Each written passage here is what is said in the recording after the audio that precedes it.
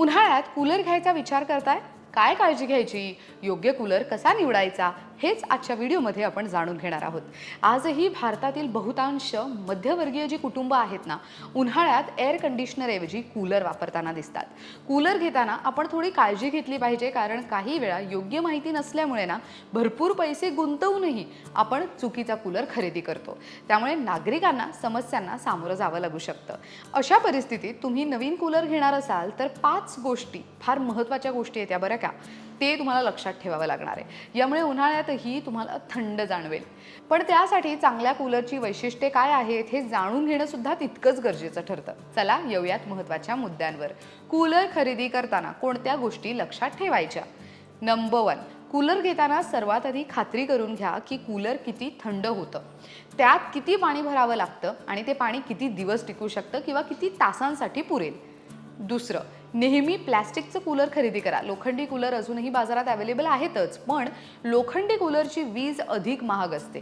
ते जास्त पाणी वापरतं आणि जास्त आवाजसुद्धा करतं, ज्यामुळे तुम्हाला रात्री व्यवस्थित झोपसुद्धा लागू शकत नाही आणि त्यामुळे खोलीतील जे कूलिंग आहे ते सुद्धा कमी होऊ शकतंय. तिसरं, कूलर खरेदी करताना कूलर किती आवाज करतंय हे तपासा. त्याचं वजन किती आहे हेही बघा, जेणेकरून नंतर तुम्हाला कूलर एका ठिकाणाहून दुसरीकडे हलवताना त्रास सहन करावा लागणार नाही. चौथं, हल्ली येणारे सर्व नवीन कूलर हनीकोम कूलिंग पॅडसह सुसज्ज आहेत, जे 3 ते 4 वर्ष आरामात टिकतात. दरवर्षी त्यात बदल करण्याची गरज नसते.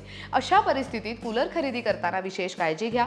याचा फायदा असा होईल की कूलर अधिक थंड होईल आणि तुम्हाला तो दरवर्षी बदलण्याची गरजही भासणार नाही. पाचवं, सर्वात महत्त्वाची गोष्ट म्हणजे कूलर खरेदी करताना त्याची किंमत नक्की तपासा.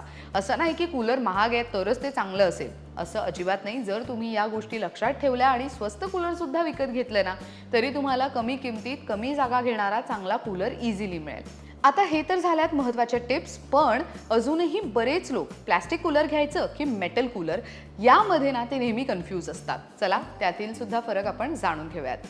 प्लॅस्टिक एअर कूलर हा वजनाने अतिशय हलका असतो, त्यामुळे एका जागेवरून दुसऱ्या जागी हलवणं सोपं पडतं. या व्यतिरिक्त ते मेटल एअर कूलरपेक्षा अधिक परवडणारं असतं, जे बऱ्याच सर्वसामान्य लोकांसाठी महत्त्वाचं ठरतं.